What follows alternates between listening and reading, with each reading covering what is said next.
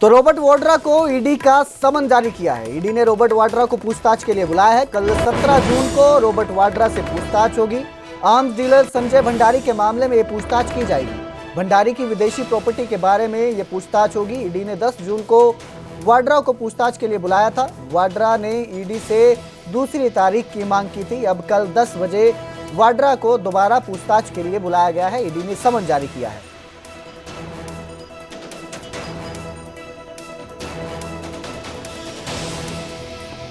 तो रॉबर्ट वाड्रा को से ईडी पूछताछ करेगी। 10 जून को वाड्रा से पूछताछ के लिए बुलाया गया था, लेकिन उन्होंने दूसरी तारीख की मांग की थी। अब कल 10 बजे वाड्रा को पूछताछ के लिए बुलाया गया है।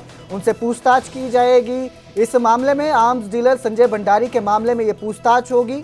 रॉबर्ट वाड्रा से कल 17 जून को पूछताछ की करेगी। ईडी ने समन जारी किया है। भंडारी की विदेशी प्रॉपर्टी के बारे में पूछताछ की जाएगी। आपको बता दें कि पहले 10 जून को वाड्रा को पूछताछ के लिए बुलाया गया था, लेकिन रॉबर्ट वाड्रा ने दूसरी तारीख की मांग की थी, जिसके बाद अब ईडी ने 10 बजे कल उन्हें पूछताछ के लिए बुलाया है। इस खबर पर ज्यादा जानकारी के लिए मेरे सहयोगी शंकर आनंद जुड़े हैं। शंकर, क्या कुछ अपडेट इस पूरे मामले में? देखिए, केंद्रीय जांच एजेंसी ईडी के द्वारा रॉबर्ट वाड्रा को पूछताछ का जो समन भेजा गया है और समन भेज करके उन्हें कल यानी 17 जून को पूछताछ के लिए बुलाया गया है। लेकिन जिस तरह से पिछली जो एक समन की अगर बात करें तो उस वक्त में रॉबर्ट वाड्रा के द्वारा उनके वकील के द्वारा ईडी को बताया गया था कि उनकी तबीयत जो है वो ज्यादा सही नहीं है और कोविड-19 जैसा जो टेस्ट है उन्होंने करवाया था, तो इससे जुड़ा हुआ जो एक इशू है वो आया था।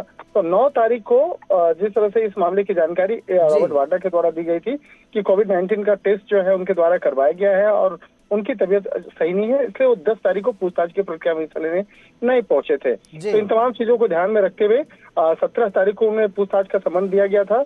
और ये जो पूछताछ का जो अगर बात करें तो ये संजय भंडारी से जुड़े मामले में जांच एजेंसी के द्वारा पूछताछ करने के लिए ये समन भेजा गया है। तो अब देखना लाजमी होगा कि क्या वो कल पूछताछ की प्रक्रिया में हिस्सा लेने आएंगे या नहीं। जी, बहुत बहुत शुक्रिया इस तमाम जानकारी के लिए शंकर। हमारे साथ जुड़ने के लिए धन्यवाद। तो कल रॉबर्ट वाड्रा से ईडी पूछताछ करेगी। कल सुबह 10 बजे उन्हें पूछताछ के लिए बुलाया है।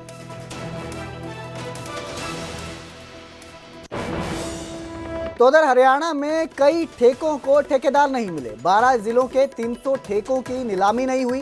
गैंगस्टर के डर के सामने ठेकेदार नहीं आ रहे हैं। पुलिस के आश्वासन के बाद भी बोली नहीं लगाई जा रही है। यमुनानगर में सबसे ज्यादा 90 ठेके हैं ऐसे हैं जैसे जिनकी बोली नहीं हुई। कई जगहों पर ठेकों पर फायरिंग की वारदात हुई है। घटनाएं सामने आई हैं।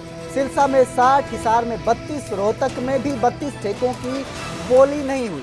सोनीपत में 20, करनाल में 12 और कैथल में 12 ठेकों की नीलामी नहीं हुई। महेंद्रगढ़ में 12 ठेकों की बोली नहीं लगाई गई।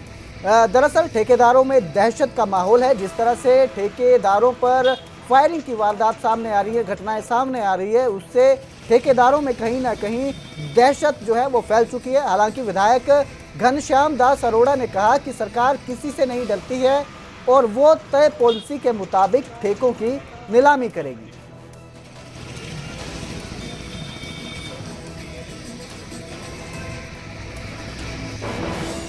सरकार कभी डर नहीं करती। सरकार नीति बनाती है, उस नीति के अनुसार चलती है और समय समय पर अनेक उतार चढ़ाव, अनेक प्रकार के जो व्यवसाय हैं उसमें आते हैं। सरकार का काम लोगों को सारी सुविधा देकर लोग अपने काम को आगे बढ़ाएं, ये होता है और हमारी सरकार वही कर रही है।